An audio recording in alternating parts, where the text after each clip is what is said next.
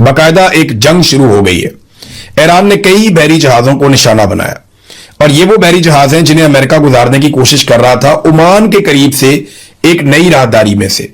America ने Iran की सरहद से दूर ओमान के करीब आबना हुर्मुज में से एक नया रास्ता निकाला है, एक नई राहदारी बनाई है। वहां पे उनकी फोर्सेज मौजूद हैं।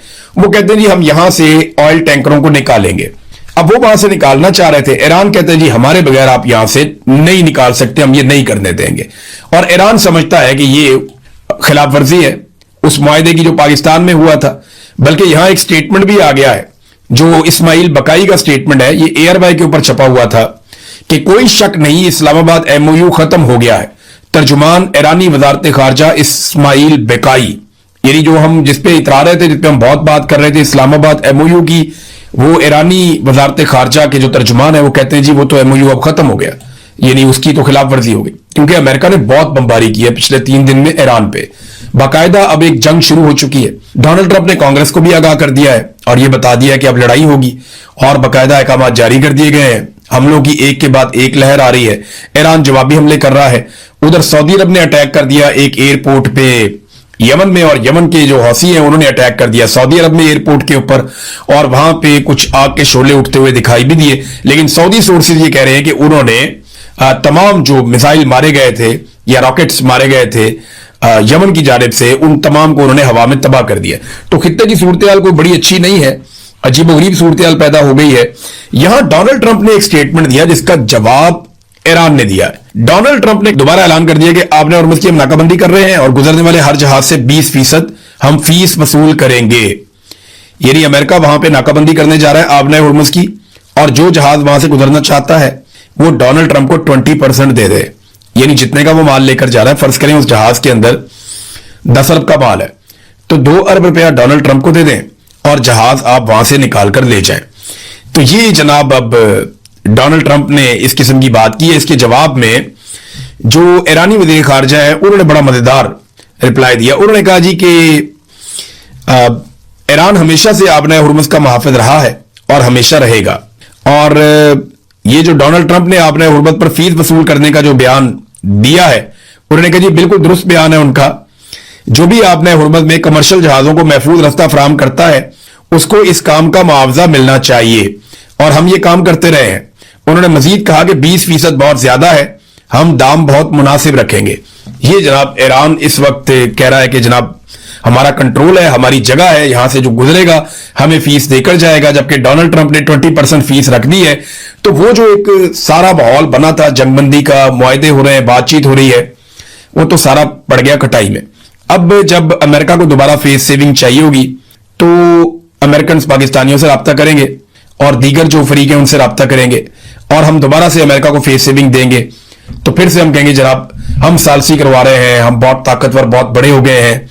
जबकि हमारा बलूचिस्तान, हमारा कश्मीर, हमारा पाकिस्तान जिस तरह जल रहा है, जिन हालात में वहां पे लोग गुजारा कर रहे हैं, उसका हमारे पास कोई हल नहीं है। मिलिट्री एस्टेब्लिशमेंट ने अपनी तोपों का रुख कर लिया है मौलाना फजलुर रहमान की तरफ। फजलुर रहमान साहब ने ऐसा क्या कर दिया कि सारे के सारे मिलकर उन्हें पड़ गए हैं। वो सियासतदान जो फौज के टाउटों के तौर पे किरदार अदा करते हैं, या वो लोग जो आजकल बहुत मिलिट्री एस्टेब्लिशमेंट के करीब हैं, चाहे वो सहाफी हैं या कोई और लोग हैं, या वो जो पेड अकाउंट्स हैं वो हो गए, या काला चैनल वगैरह, ये सारे रल के मौलाना फजलुर रहमान साहब को पै गए। उसकी वजह क्या है कि फजलुर रहमान साहब ने एक तकरीर की हाल ही में, और जो तकरीर की उसमें 4 से 5 ऐसी बातें हैं जो पाकिस्तान के इस वक्त मौजूदा मिलिट्री रिजीम को चुभ गई, या आप कहें तो आसिम मुनीर साहब को या उनके लिए काम करने वाले जर्नैलों को ये 4-5 बातें चुभ गई। इनमें जो सबसे पहली बात है वो जो उन्होंने कही, और जो बड़ी सख्त बात थी, उन्होंने कहा जी कि अपने शोहदा के खून का एहसान हम पर क्यों डालते हो? हम अपने खून पसीने की कमाई से टैक्स देते हैं, जिनसे तुम्हें तनख्वाह मिलती है, तुमने ये पेटी इसीलिए पहनी है, यानी जो तुमने ये रास्ता अपनाया, तुम्हारे पास ये ऑप्शन थी, तुम यहां पे आ गए, अब तुम बंदूक उठाओ, तुम लड़ो, तो अपने शोहदा के खून का एहसान हम पे क्यों डालते हो? ये फजलुर रहमान साहब ने एक बात की। फिर उन्होंने कहा जनाब कि हम क्यों बंदूक उठाएं और क्यों लश्कर बनाएं, ये फजलुर रहमान साहब की एक बात थी। और इससे तो उन्होंने एक बहुत बड़ी खबर भी दे दी, बहुत बड़ा इंकशाफ भी कर दिया कि वाकई में मिलिट्री एस्टेब्लिशमेंट एक मरतबा फिर लश्कर बनाना चाहती है, और वो लश्कर बनाकर अवाम को दहशतगर्दों से या अवाम को मुखालिफ ग्रोहों से लड़वाना चाहती है। اور یہ جو اس وقت بلوچستان میں قتل عام ہوا پولیس والوں کا، وہ لوائقین کیا کہہ رہے ہیں، وہ بھی اس سے ملتی جلتی بات کر رہے ہیں. میں ان کے اوپر بعد میں جاؤں گا، فضل الرحمان صاحب کی باقی باتیں. انہوں نے کہا جی کہ وردی اتار کر الیکشن لڑو اگر تمہیں اتنا ہی شوق ہے. یہ بھی ایک چیلنج فضل الرحمان صاحب نے کیا. اس پہ بہت غصہ چڑھتا ہے فوج کو ہمیشہ. وہ یہ کہتے ہیں کہ آپ انکنڈیشنلی اس بات کو تسلیم کریں کہ ہمارا جو چیف ہے یا ہمارا جو آرمی چیف ہے وہ پاکستان کا سب سے مقبول آدمی ہے، وہ ہے پاکستان کا سب سے بڑا ہیرو. اس کو آپ انکنڈیشنلی آپ مان لیں. اس کے راستے میں آپ نے کوئی روڑے نہیں اٹکانے. یہ ہمیشہ سے ایک ہیروئزم، ایک ہیرو گیری کا شکار رہتے ہیں. لیکن معاملہ یہ ہے کہ گراؤنڈ ریئلٹی یہ نہیں ہوتی. تو جب بھی کبھی کوئی گراؤنڈ ریئلٹی کی بات کرتا ہے تو وہ لوگ یہی کہتے ہیں کہ آ جاؤ الیکشن لڑ لو، کونسلر کا الیکشن لڑ لو، آپ کو پتا چل جائے گا. اقوام متحدہ کے دفتر کے باہر احتجاج کیا کشمیریوں نے. میں نے گنا تو ٹوٹل 12 کشمیری تھے. 12 کشمیری اکٹھے ہوئے اور انہوں نے انڈیا کے خلاف احتجاج کیا کہ مقبوضہ کشمیر میں انڈیا ظلم کر رہا ہے. ادھر 12,000 کشمیری نکلتے ہیں اور وہ احتجاج کرتے ہیں اور پاکستان کا میڈیا نہیں دکھاتا. اور چلو 12,000 نہ مانو، 1200 تو مان لو نا. 12 بندوں کی خبر آپ چلا رہے ہیں ہیڈ لائن کے اندر انڈیا کے خلاف. لوگ کہہ رہے ہیں کہ ہم سے ہمارا حق چھینا جا رہا ہے. تو ادھر جو پاکستان میں آزاد کشمیر میں حق چھینا جا رہا ہے، چلو 12,000 نہ مانے، 1200 بندہ مانے. آپ اتنی بڑی تعداد میں کشمیری نکلتے ہیں، خبر ہی نہیں چلتی کہ اوورسیز کشمیری احتجاج کر رہے ہیں. وہ کشمیری کہتے ہیں پاکستانی میڈیا میں کور ہی نہ کرے. وہ آتے ہیں، وہ کہتے ہیں جاؤ یار یہاں سے، تم نے خبر چلانی نہیں. انٹرنیشنل میڈیا پہ چلتی ہے، پاکستانی میڈیا پہ چلتی نہیں. تو یہ جو چیزیں اب کی جا رہی ہیں نا، یہ کشمیری یاد رکھیں گے، اس کو بھولیں گے نہیں. پہلی مرتبہ ایسا ہوا ہے کہ خوراک کی ترسیل کو بطور ہتھیار استعمال کیا جا رہا ہے. ایسا پاکستان میں نہیں ہوتا تھا. جو خوراک کی ترسیل ہے، جو خوراک جاتی ہے آزاد کشمیر میں، اس کو بطور ہتھیار استعمال کیا جا رہا ہے. بی بی سی نے خبر دی، انہوں نے تردید کی. اس کے بعد سے لے کر اب تک درجنوں ویڈیو آ چکی ہیں جو یہ بتا رہی ہیں کہ جگہ جگہ پہ ٹرک کھڑے ہوئے ہیں، جگہ جگہ پہ مال کھڑا ہوا ہے. خوراک کو آزاد کشمیر میں جانے نہیں دیا جا رہا. کوشش کر رہے ہیں کہ لوگوں کی خوراک بند ہو جائے اور وہ دباؤ میں آ جائے. اور یہ کام ہو کب رہا ہے؟ محرم الحرام کے مہینے میں. تو کرنے والے ذرا اپنے گریبان میں خود ہی جھانک لیں. ناظرین، مارم بلوچ صاحبہ کی کردار کشی کی جا رہی ہے، لگاتار کی جا رہی ہے. مارم لانگو کہہ کے انہیں مخاطب کیا جاتا ہے، انہیں دہشت گردوں کے ساتھ جوڑا جاتا ہے. یہ سخت زیادتی ہے. دیکھیں میں آپ کو ایک چیز بتاتا ہوں، وہ کہتی کیا ہے. مارم بلوچ نے یہ نہیں کہا کہ ہم دہشت گردی کریں گے، ہم بم چلائیں گے، ہم گولی چلائیں گے، ہم کسی کو جان سے مار دیں گے. نہیں، اس نے کبھی اس کی حمایت نہیں کی. مارم بلوچ نے کہا کہ اگر آپ نے دہشت گردوں کو یا ان سے جڑے ہوئے لوگوں کو پکڑنا ہے، آپ آتے ہیں، آپ بلوچستان میں کسی کے بھی گھر میں گھس جاتے ہیں، وہاں سے کسی کو بھی آپ اٹھا کر لے جاتے ہیں، اس کو ٹارچر کرتے ہیں، اس کو جبری طور پہ لاپتہ کرتے ہیں، پھر اس کی مسخ شدہ لاش آپ پھینک کے چلے جاتے ہیں. آپ یہ نہ کریں. آپ نے جس کو گرفتار کرنا ہے قانون کے مطابق گرفتار کریں، عدالت کے اندر پیش کریں، مقدمہ چلائیں. اگر جرم کیا ہے تو سزا دیں. وہ مانگتے کیا ہے؟ وہ اپنے لیے اسکول مانگتے ہیں، کالج مانگتے ہیں، فیکٹریاں مانگتے ہیں، سڑکیں مانگتے ہیں، انفراسٹرکچر مانگتے ہیں، گیس مانگتے ہیں، بجلی مانگتے ہیں، انٹرنیٹ مانگتے ہیں. وہ اپنے لیے جدید تعلیم اور جدید سہولیات مانگتے ہیں جو ساری دنیا میں شہریوں کو ملتی ہیں. اب وہ چیزیں آپ انہیں دیتے نہیں ہیں. دیکھیں اگر انہیں تعلیم مل جائے گی، انہیں صحت کی سہولیات مل جائیں گی، انہیں سڑکیں مل جائیں گی، انہیں انفراسٹرکچر مل جائے گا، تو وہ کیا کہیں گے؟ وہ یہی کہیں گے نا کہ یہ ہمارے وسائل ہیں، یہ معدنیات ہمارے ہیں، یہ ہم بیچیں گے. بس یہیں پہ آ گیا اصل پھڈا ہو جاتا ہے. بلوچستان کو ناخواندہ رکھا گیا، جان بوجھ کر بلوچستان کے لوگوں کو پیسا گیا، بلوچستان کے اندر ڈویژن پیدا کی گئی، بلوچستان میں لوگوں کو آپس میں لڑوایا گیا، بلوچستان کے اندر دہشت گردی کو سپورٹ کیا گیا اور اس کے نتیجے میں وہاں سے معدنیات نکالے گئے. مجھے تو یہی بات سمجھ آتی ہے. اور بلوچستان کے بجٹ کو جس طرح کھایا گیا، ایسے دنیا کی تاریخ میں کبھی ہم نے نہیں سنا کہ کسی صوبے کے اندر اتنی دو نمبری ہوئی ہو جتنی ہم نے بلوچستان میں ہوتے ہوئے دیکھی ہے. ناظرین، جیو نیوز کے حوالے سے خبر ہے ان کی نشریات 15 دن کے لیے معطل کی گئی ہیں کیونکہ مذہبی نقطہ نظر سے انہوں نے کچھ ایسا کانٹینٹ چلا دیا جس سے لوگوں کے جذبات جو ہیں ان کو ٹھیس پہنچی. اب میری گزارش جو ہے نا وہ تمام لوگوں سے ہے. کچھ لوگوں کو میں سوشل میڈیا پہ دیکھ رہا تھا کہ انہوں نے بھی غیر ذمہ داری کا مظاہرہ کیا. اب یہ ایک مین سٹریم میڈیا، بلکہ پاکستان کا ایک سب سے بڑے میڈیا میں سے ایک ہے جیو نیوز. تو سب کو نا ذمہ داری کا احساس کرنا چاہیے. اور یہاں پہ میں یہ نہیں کہوں گا کہ کوئی بھی جو ہے وہ گستاخ ہے یا کوئی بھی جو ہے اس نے بلاسفیمی کی ہے. نہیں، نیت کسی کی بھی نہیں ہوتی.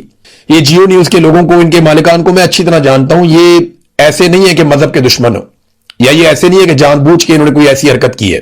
غلطی ہو جاتی ہے لیکن میرے خیال میں زیادہ محتاط رہنا چاہیے. خاص طور پہ دیکھیں، میں جیو کو تو خود ان کی ایک بہت بڑی ان کی ٹیم ہے، وہ ان چیزوں کو خود ہی مینج بہتر کر سکتے ہیں. اور کہاں پہ غلطی ہوئی وہ اس غلطی کو پکڑ بھی لیں گے اور وہ اس کے اوپر جہاں لوگوں کی دلاداری ہوئی وہاں معذرت بھی کریں گے. تو یہ جیو کا تو ایک کیس ہی الگ ہے. لیکن بہت سارے لوگ سوشل میڈیا کے اوپر غیر ذمہ داری کا مظاہرہ کرتے ہیں، لوگوں کی دلاداری ہوتی ہے. اگر آپ کا کانٹینٹ انٹرٹینمنٹ کا ہے یا انفوٹینمنٹ کا ہے یا آپ کا کانٹینٹ نیوز سے ریلیٹڈ ہے تو آپ وہی کام کریں. जब मजहब में आपकी एक्सपर्टीज नहीं है, जब आप ज्यादा जानते नहीं हैं, तो फिर उसके अंदर आप दखल अंदाजी ना करें। जब आप ऐसी चीज के अंदर आते हैं जिससे लोगों के जज्बात जुड़े हुए हैं और वहां पे आप कोई ऐसी बात कह देते हैं जिससे लोगों के जज्बात भड़क जाते हैं, तो आप अपने आप को ना सिर्फ खतरे में डाल रहे होते हैं बल्कि आप मुआशरे में एक तकसीम पैदा कर रहे होते हैं। तो मेरी सारे लोगों से गुजारिश है कि इस किस्म का कंटेंट बनाते हुए बड़े मोहतात रहा करें और ऐसी बात ना करें जिससे तफरका पैदा हो, जिससे इख्तलाफात पैदा हो। वो बात करें जिससे लोग इकट्ठे हो जाएं, जिससे लोगों में प्यार और मोहब्बत पैदा हो। तो तफरका और इख्तलाफ पैदा नहीं करना चाहिए। अभी मैं नहीं समझता हूं कि जियो के मालिकान या कोई बड़ा आसान है उनके ऊपर इल्जाम लगाना, उनके ऊपर सारे चढ़ाई कर दे, नहीं।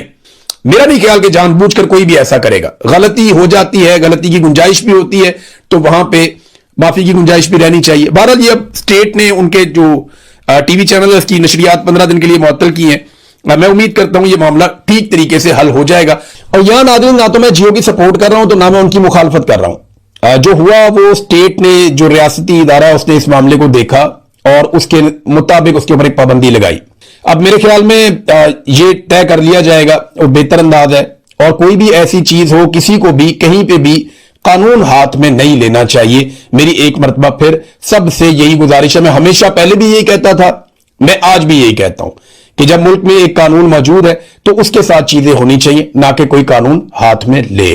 नाज़रीन, एक और खबर जो हम सुन रहे थे कि इमरान खान की किसी एक बहन को ऑफर की गई है मुलाकात के लिए, तो इस पे कुछ लोग तबसरे भी कर रहे थे। मैंने अपने तौर पे चेक किया तो वो भी कहानी थी। अभी तक उसके अंदर कोई ऐसी हकीकत नहीं है कि कह दिया गया हो कि आए जी मुलाकात करवा देते हैं, ऐसा कुछ नहीं है। ये प्रपोजल्स डिस्कस होते रहते हैं, बातचीत होती रहती है, लेकिन सॉलिड कुछ भी नहीं है। ग्राउंड के ऊपर ऐसी कोई सॉलिड ऑफर मौजूद नहीं थी। अब कुछ लोग कह रहे थे कि मंगल वाले दिन इस मरतबा मुलाकात हो जाएगी, तो मंगल जो है वो परसों आ जाएगा, पता चल जाएगा मुलाकात होती है या नहीं होती। साबिक FIA के ऑफिसर है साजिद मुस्तफा बाजुआ, उन्होंने ना ये बताया कि 145 के करीब IPPs का उन्होंने डाटा या जो उनके पावर प्लांट्स है उनको उन्होंने चेक किया था। और वो ये कहते हैं उनमें से 87 प्लांट्स ऐसे थे जिसमें नवाज शरीफ और शाहिद खाकान अब्बासी के दौर में लगे थे। आप अंदाजा करें कितनी तबाही फेरी है नवाज शरीफ ने अपने उस दौर में। ऐसे प्लांट्स शुरू किए और ऐसे मंसूबों को पाइपलाइन में डाल दिया जो शाहिद खाकान अब्बासी के दौर में भी पूरे होते रहे। अब्बासी साहब भी इसके अंदर शामिल थे। और आज पूरी कौम उसकी कीमत यूं चुका रही है कि आप 1 यूनिट बिजली इस्तेमाल करते हैं और 4 यूनिट बिजली का आप पैसा देते हैं। और ना सिर्फ 4 यूनिट का पैसा देते हैं बल्कि वो यूनिट भी आप 4 गुना महंगा खरीदते हैं। यानी 15 रुपए वाला यूनिट आप 50 रुपए का लेते हैं